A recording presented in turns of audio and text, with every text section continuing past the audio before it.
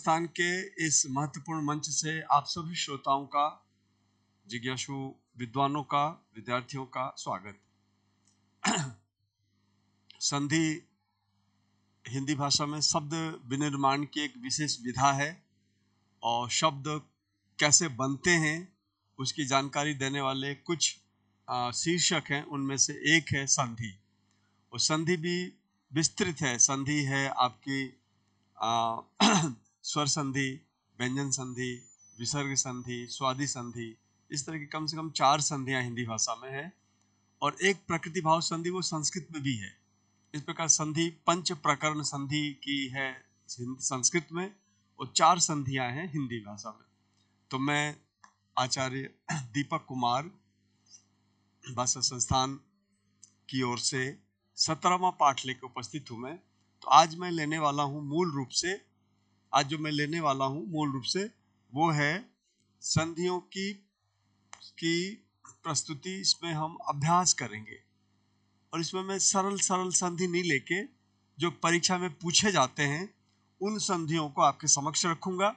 पहले आप प्रयास करेंगे, है ना, अभ्यास करेंगे और जब आपसे नहीं बनेगा तब उसका शुद्ध रूप लिखूंगा और बताऊंगा किस कारण से। अपवाद जैसा है ये, लगभग जितने भी मैं लूंगा कठिन, सरल और अपवाद, इनको आपस में मिला के हम आपसे रूप पूछेंगे।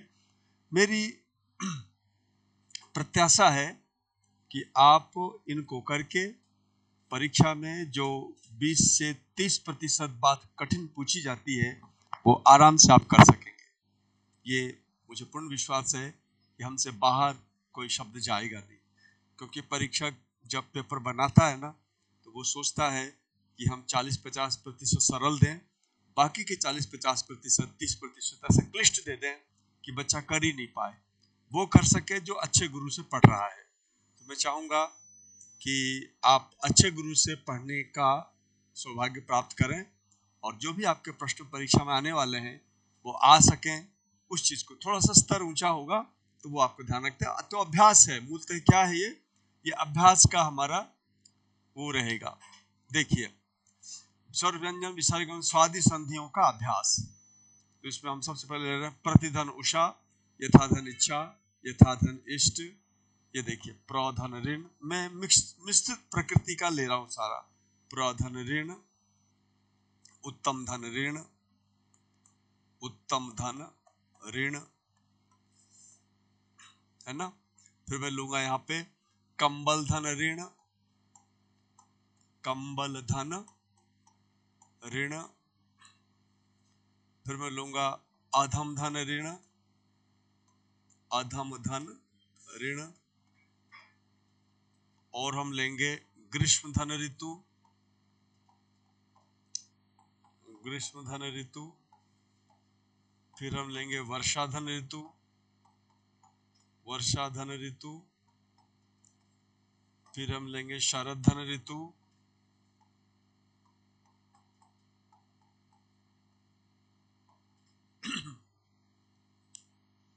फिर हम लेंगे दश धन ऋण।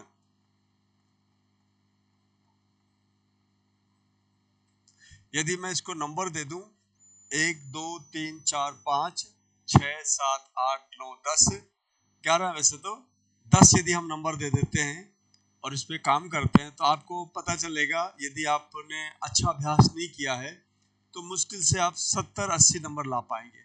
100 नंबर लाने में परेशानी होगी। आइए देख लेते हैं। आप 100 में से 100 लाइए। आप 11 दिया है मैंने, तो 11 है तो 11 9 99। ये एक प्रश्न 9 नंबर का है। देखते हैं कितने अंक आ पाते हैं। चलिए कीजिए इसको। ये मिश्रित प्रकृति का। अभी मैं थोड़ी देर बाद इन सब का उत्तर बताऊंगा और फिर आप देख पाएंगे कि इसका उत्तर कैसा है। अभी उत्तर तैयार है, इसका उत्तर बताता हूं। एक बार प्रयास कीजिए आप।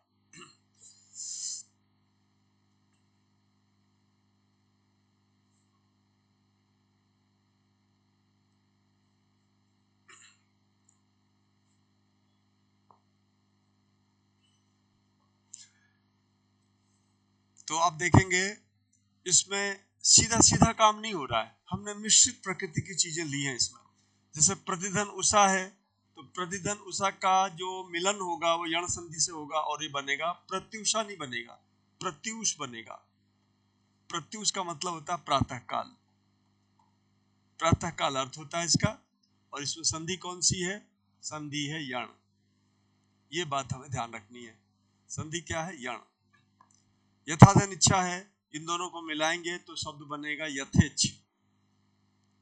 ये बनेगा यथेच्छ। आप देख रहे हो इसमें हो क्या रहा है?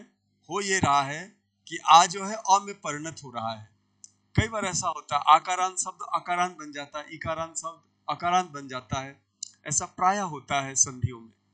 तो इस तरह की संधि परीक्षक पूछ के आपको असमंजस की स्थिति में डालते हैं, तो आपको ध्यान रखना है ये चीजें। और ऐसे लाख 2 लाख नहीं है, बस वो 10 20 25 है। यदि आप ठीक से इनकी ठीक से आवृत्ति कर लें तो आप आराम से इन प्रश्नों को कर सकेंगे। यथाधन इष्ट जो है यथेष्ट, ये यथावत बनेगा। सामान्य नियम है इसका है यथेष्ट। इसमें विच्छेद है गुण संधि के कारण, और ये विच्छेद है जुड़ा है, यहाँ भी गुण संधि है। गुण संधि का नाम है गुण। प्रावधान ऋण में अपवाद है, ये प्रार्ण बनेगा। इसका हम नाम देंगे गुणापवाद वृद्धि। क्या नाम देंगे? गुण अपवाद, गुण अपवाद वृद्धि। ये हम इसका नाम दे रहे हैं, गुण अपवाद वृद्धि। उत्तम धन ऋण में कोई गुण अपवाद नहीं है, उत्तम धन ऋण संधि हो रही है और ही के स्थान पर अर्गुण होगा, ये बनेगा उत्तमर्ण। अब देखो कौन याद रखेगा इन चीजों को कि भाई यहाँ तो इस वाले में अ और री के स्थान पे आर हो रहा है, गुणापवाद वृद्धि है, लेकिन यहाँ पे अ और री के स्थान पे अर हो रहा है उत्तमर्ण, यानी यह संधि हो रही है। हम ये कह सकते हैं ये सामान्य है, इसको हम कहेंगे गुण संधि। इसे क्या कहेंगे? गुण संधि। अपवाद नहीं कहेंगे, हम ऐसे कहेंगे गुण संधि। देखिए इतना अंतर आ जाता है, स्थिति एक जैसी है लेकिन एक जगह अपवाद है, एक जगह गुण संधि हो रही है। इसको यदि याद नहीं रखा हमने तो हम क्षति होगी हमारी अंकों की, ये ध्यान रखना है। कंबल धन ऋण पे आइए। कंबल धन ऋण में ये जो है ना अपवाद की स्थिति है, तो इसका बनेगा अपवाद है ये कंबलार्ण, ऐसा बनेगा कंबलार्ण, ये बनेगा। क्या है यहाँ पे? गुणापवाद वृद्धि, गुण अपवाद वृद्धि, ये ध्यान रखना है। इसमें कोई अपवाद नहीं है, गुण संधि है। क्या बनेगा? अधम अधमर्ण। ये देखो अधमर्ण, संधि क्या है? गुण है, ये ध्यान रखना अपने को। ग्रीष्म ऋतु कोई अपवाद नहीं है, ग्रीष्म ऋतु ये संधि है। शब्द क्या है? ग्रीष्म ऋतु, संधि का नाम क्या है? गुण। अब देखो एक ही जैसी स्थिति, और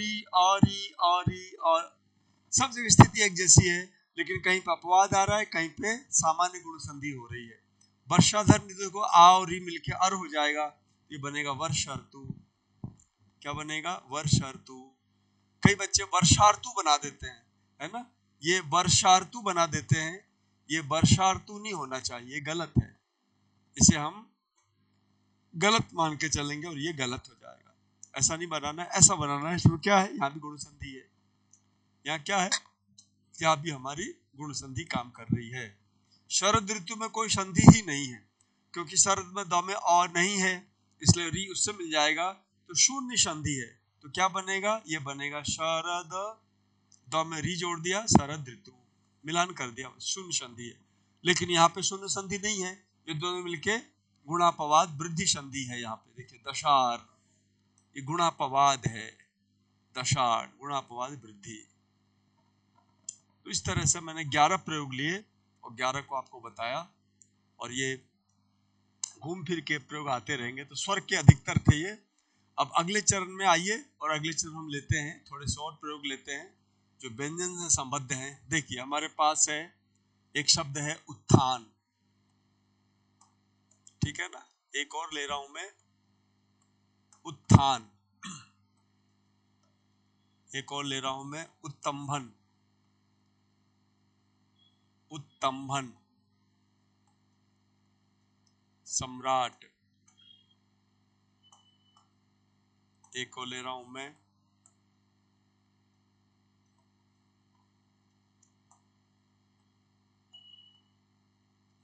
पुल्लिंग। अच्छे अच्छे लोगों को ये संधि नहीं आती है, पुल्लिंग का विच्छेद क्या करोगे? यहाँ देखिए पुंस कोकिल, अच्छे से लोगों को नहीं आता। यदि आ गया एग्जाम में तो आप बस निरुत्तरित नहीं हो जाओ, इसलिए मैंने सारी बातें आपके समक्ष रखने का प्रण किया है कि सारी बातें जो कठिन बन सकती हैं आपके समक्ष रखते हैं। पुंस कोकिल। फिर देखिए हमारे पास कुछ शब्द हैं। उच्छ्वास, उच्छ्वसन,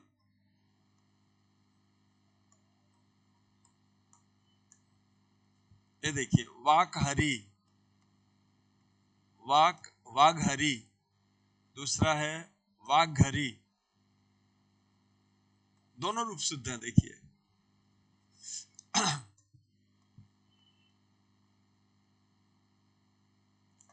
ये देखिए सत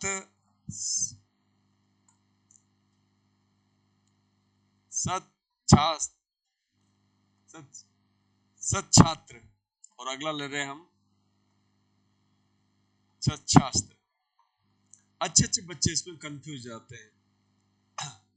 ये देखिए हम एक शब्द ले रहे हैं उद्घोष,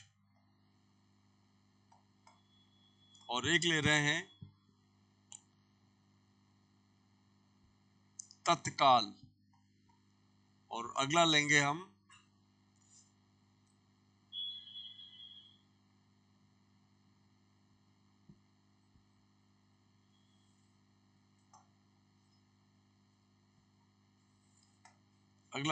सत्कर्म। एक बार फिर से यदि हम इसको अंक देते हैं तो 1 2 3 4 5 6 7 8 9 10 11 12 13 14 15, ये सारे शब्द हैं।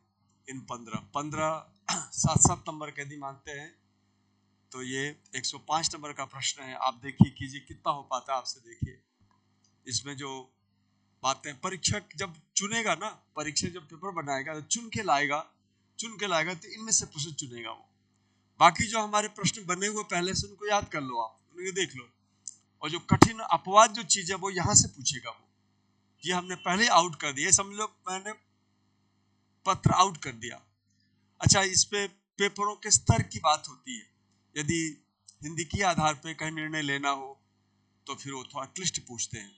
जहाँ पे हिंदी खाली नाम मात्र की हो, क्वालिफाइंग मार्क्स लाने होते हो, तो वहाँ पे सामान्य बात पूछते हैं वो। एक ही तरह का पाठ्यक्रम हो, निर्भर करता है कि पूछा किसके लिए जा रहा है। उदाहरण के लिए आईएएस वगैरह में यदि पूछा जा रहा है तो ये बहुत सरल पूछा जाता है, वो लोग क्लिष्ट कम नहीं पूछते, सामान्य रूप से पूछते हैं। जहाँ क्लिष्ट पूछना हो तो वहाँ कोई भाषा के मामले में वो कभी भी कठोरता नहीं करते वो।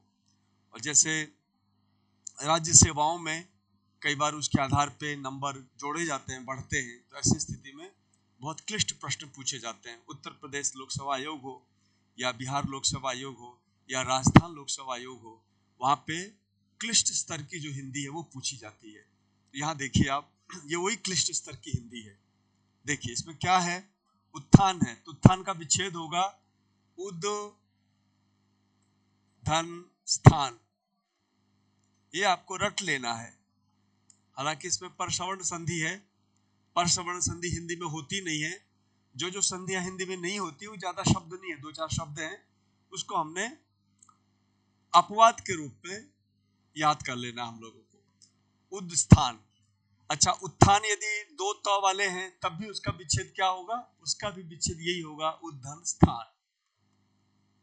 आप में से बहुतों को जिज्ञासा होगी भाई बना कैसे, तो बना ऐसे है, द को जो है ना, ये देखिए द को जो है आगे अघोष अक्षर होने के कारण त करेंगे तो बनेगा उत, और स को परसवर्ण होगा। परसवर्ण का मतलब द का परसवर्ण स के स्थान पे होगा, तो स का उच्चारण स्थान और द में से त का उच्चारण स्थान एक है, तो स के स्थान पर त करेंगे। इस पुरुषवर्ण, सॉरी ये पुरुषवर्ण संधि है, तो द का पुरुषवर्ण त हो जाएगा यहाँ पे, तो ये त और थान हो गया।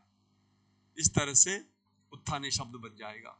ये उत्थान वाला शब्द जो है ना, इस तरह से, यानी द के स्थान पर खरी च से चर्त हुआ, चर्त संधि है, तीसरे को पहला हुआ, और फिर इसके बाद सौ के स्थान पर पूर्ववर्ती जो द है उस द का जो परिवार का सदस्य है वो है त का स्थान और सौ का स्थान मिलता जुलता स्थान प्रत्यय आदि, इसलिए सौ के स्थान पे त होता है। इसलिए इन सारे झंझटों में नहीं जाके हम क्या करेंगे, उत्थान का विच्छेद उद्धन स्थान, उत्थान का विच्छेद उद्धन स्थान, इस तरह से हम करते हैं। तो हम इन झंझटों में नहीं जाएंगे और सीधे हम क्या लिखेंगे, इसको हम लिखेंगे उद्धन स्थान, ये बन गया। क्योंकि हिंदी भाषा में इतने शास्त्रीय तर्क और विमर्श की आवश्यकता नहीं पड़ती है। वो सामान्यतः उद्धन स्थान का संधियुक्त पद पूछते हैं और संधियुक्त पद देख के उसका विच्छेद पूछते हैं। उत्तंभन देखिए, यहाँ भी उद्धन, यहाँ भी उद्धन स्तंभन ऐसा बनेगा, उद्धन स्तंभन, बस एक ही विच्छेद होगा। सम्राट में देखिए मौका अनुसार हो जाना चाहिए था, लेकिन मौका अनुसार नहीं होता, ये अपवाद है। समधन राट, समधन राट ऐसा बनेगा, ये अपवाद एक तरह से, समधन राट। पुल्लिंग में क्या होगा, पुल्लिंग में भी ये संस्कृत का शब्द है पूरी तरह से, पुम धन लिंग, ये आपको ध्यान रखना है, क्या बनेगा, पुम धन लिंग, पुल्लिंग। और पुंस कोकिल में यहां भी वही बात है, पुम धन कोकिल, पुम धन कोकिल। अरे ये सौ कहां चला गया, सौ हट जाता है, जैसे यहाँ पे सौ चला जाता है ऐसे यहाँ भी सौ हट जाता है। पुम धन कोकिल पुंस कोकिल बना करता है। तो नर कोयल और मादा कोयल जो हिंदी शब्द में बोलते हैं तो पुंस कोकिल बोलते हैं, जो कोयल है उसको हम पुंस कोकिल बोलते हैं संस्कृत में। देखो संस्कृत बड़ी ही सावधान से पढ़ने योग्य और बहुत ही वैज्ञानिक भाषा है। हम क्या करते हैं हिंदी में, कोयल दो तरह की होती है, एक नर कोयल एक मादा कोयल। अच्छा, नर कोयल जो वो गीत गाता है और जो मादा कोयल है उसको वो बुलाता है अपने पास, ठीक है ना। तो ऐसी स्थिति में जो नर कोयल है वो कुहू कुहू करके बोला करता है, पर हम लोग क्या करते हैं, हम नर कोयल को भी स्त्रीलिंग कोयल के रूप में बोलते हैं। कोयल को हम पुल्लिंग के रूप में ना बोल के स्त्रीलिंग के रूप में बोलते हैं। तो हिंदी भाषा में एक मर्यादा चली आ रही है कि भाई कोयल को स्त्रीलिंग मान लो, ऐसा मर्यादा है। अच्छा, कौवे को पुल्लिंग मान लो, ऐसी मर्यादा है। कौवे में नर कौवा भी होता होगा, मादा कौवा भी होता होगा, फिर नर और मादा के हिसाब से कौवी जा रही है ऐसा नहीं बोलते, कौवी उड़ रही है ऐसा नहीं बोलते, कौवा उड़ रहा है, वो नर हो चाहे मादा कौवा ही बोलते हैं। तो कौवा को हम पुल्लिंग के रूप में ही बोलते हैं और जो आपका कोयल है उसको स्त्रीलिंग के रूप में ही बोलते हैं। लेकिन संस्कृत में ऐसा नहीं है, संस्कृत में नर कोयल के लिए पुंस कोकिल और मादा कोयल के लिए कोकिला शब्द का प्रयोग होता है ना। भारत कोकिला सरोजिनी नायडू, उनको उपाधि दी गई थी, भारत कोकिला सरोजिनी नायडू, बहुत अच्छी कवित्री थी वो, तो उन्हें कोकिला की उपाधि दी गई थी। आगे देखिए, उच्छ्वास, इसका विच्छेद क्या होगा, उद्धन श्वास, उद्धन श्वास। द को च हो गया, श को छ हो गया, उच्छ्वास। शुद्ध संधि और छत्व संधि, उच्छ्वसन, उद्धन श्वसन। इसमें क्या क्या है, इसमें भी द को च हो गया और श को छ हो गया। हालांकि द को च नहीं होता है, द को सबसे पहले होता है ज। ये देखो, उज श्वसन। मैं पूरी प्रक्रिया बता देता हूँ, ये हिंदी वाले साथी चौंक जाएंगे कि भाई ये क्या बता रहे हो आप। उज श्वसन कैसे हुआ, इस चुत्त संधि करके ज के द के स्थान पे ज किया, नंबर 1। दूसरे लेवल पे हम जाएंगे तो ज को यानी जो तीसरा वर्ण है, ये तीसरा है ना, तो तीसरे को पहला होता है, कब होता है, इधर अघोष हो तो अघोष श है, इसलिए हमने ज को च कर दिया, तो क्या बना, उच्च श्वसन बना, उच्च श्वसन बना।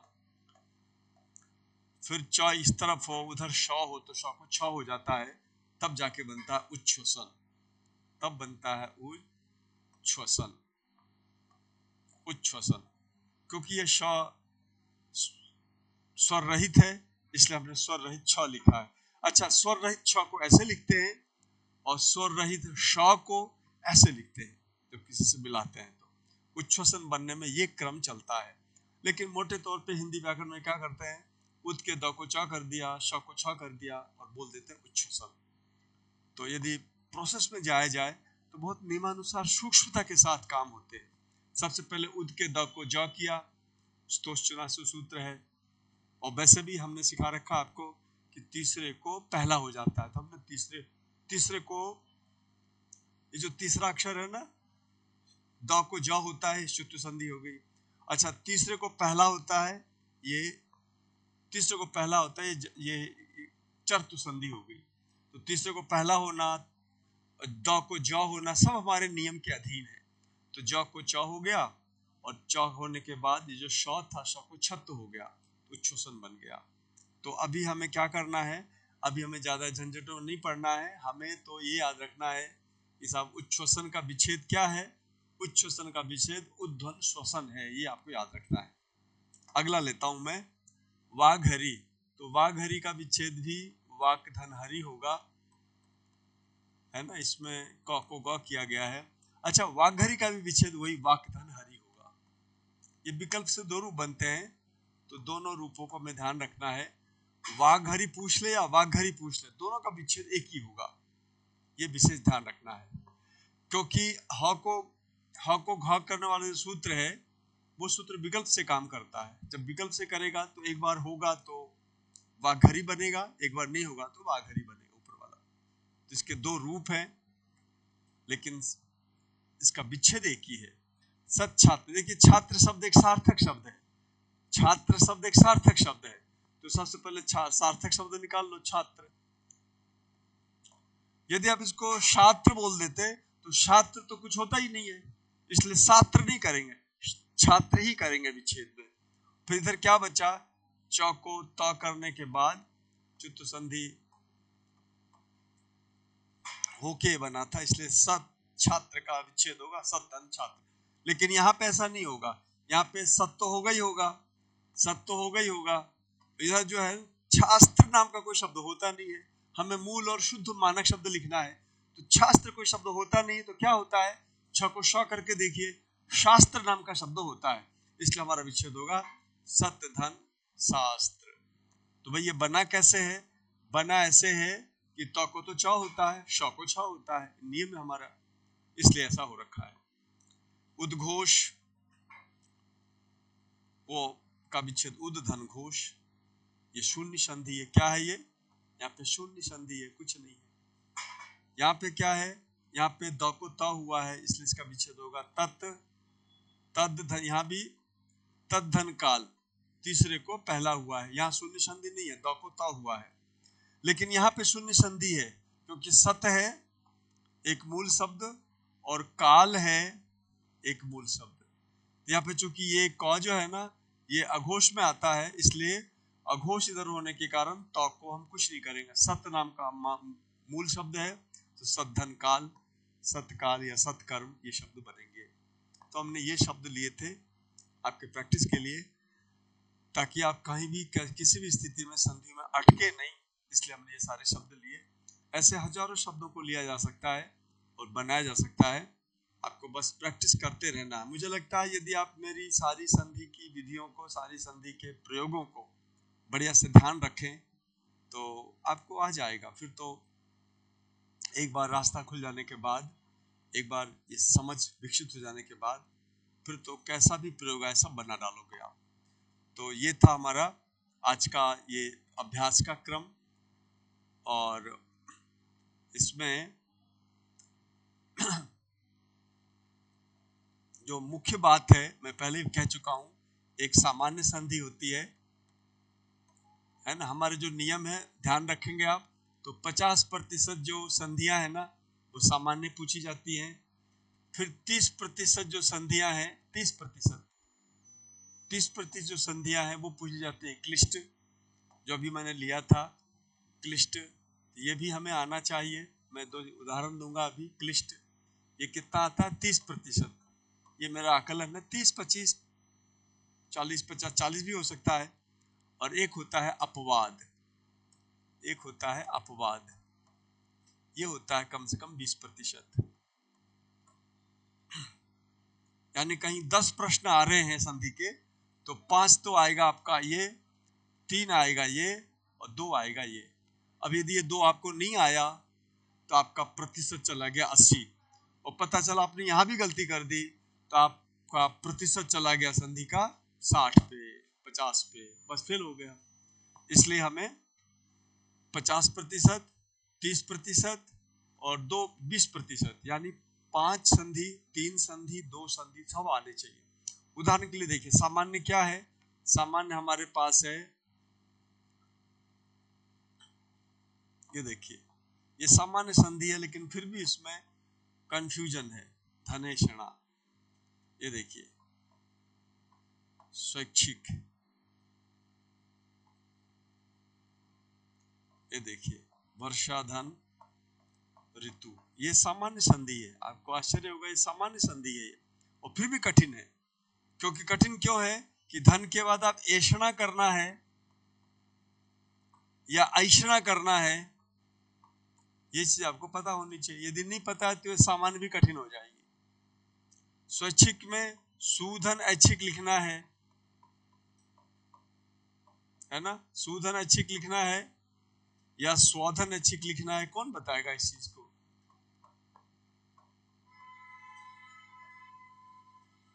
या स्वधन ऐच्छिक लिखना है, स्वधन ऐच्छिक लिखना है, एक मात्रा। आप देख रहे हो, इससे भी बन जाएगा, इससे भी बन जाएगा, इससे भी बन जाएगा, तीनों से बन जाएगा, लेकिन शुद्ध कौन सा है? तो शुद्ध है स्वधन ऐच्छिक। तो ये चीज जो है ना, ये यद्यपि मैंने सरल में लिया है इसको, लेकिन सरल भी कठिन हो जाती है यदि परीक्षक ठीक से पूछे तो, और ऐसा होता है हर बार। अब हम आते हैं क्लिष्ट वाले में। क्लिष्ट वाले में क्या होता है? संधियां तो सारी वही काम करते हैं, लेकिन आप कंफ्यूज हो जाते हो भाई करना क्या है। जैसे देखिए, हमारे पास शब्द है क्लिष्ट में राजेंद्र, ठीक है ना? हमारे पास शब्द है फणींद्र। अब ये क्या किया जाए? क्या राजाधन इंद्र किया जाए या राजनधन इंद्र किया जाए? देखिए, इतना सारा भ्रम है। या राजधन इंद्र किया जाए, इसको कहते हैं क्लिष्टता। या हम राजधन इंद्र करें, देखो ई बड़ी कर दी हमने। तो इस तरह से हमारे पास ये विकल्प हैं, 4 विकल्प हैं। आप किस विकल्प पे जाओगे ये बताओ। इसको कहते हैं क्लिष्टता।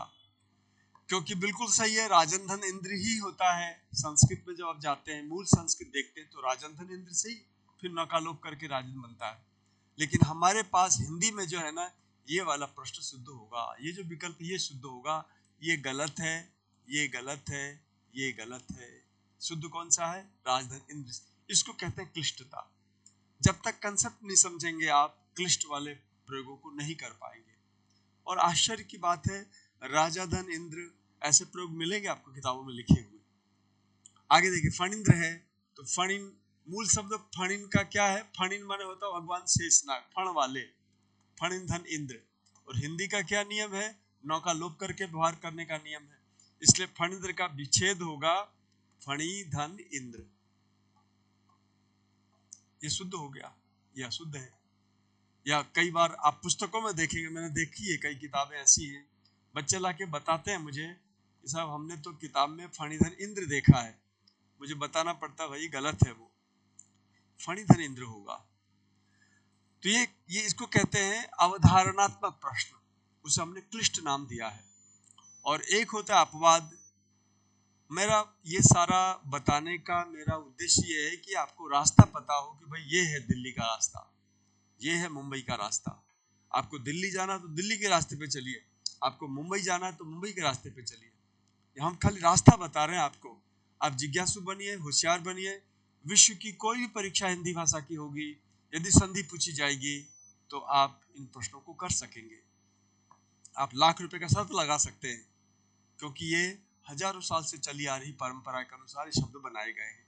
अपवाद लेता हूं मैं।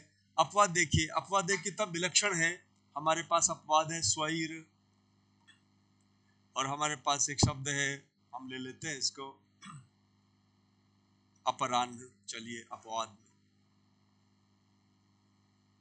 है ना, दो शब्द लिए मैंने खाली रास्ता दिखाने के लिए। बाकी तो आप हम संपर्क करें, हम पर पूरी बात है। यदि ये पढ़ के आते हैं आप तो आपको 100% अंक मिलेंगे। यदि आप इसको ध्यान रख लेते हैं तब भी आपके प्रायः परीक्षा के जो प्रश्न है ना वो सब हो जाएंगे। इसमें अपवादकता क्या है, अब इसका विकल्प देखिए। हमारे पास विकल्प है सुधन ऐर, एक विकल्प ले लिया।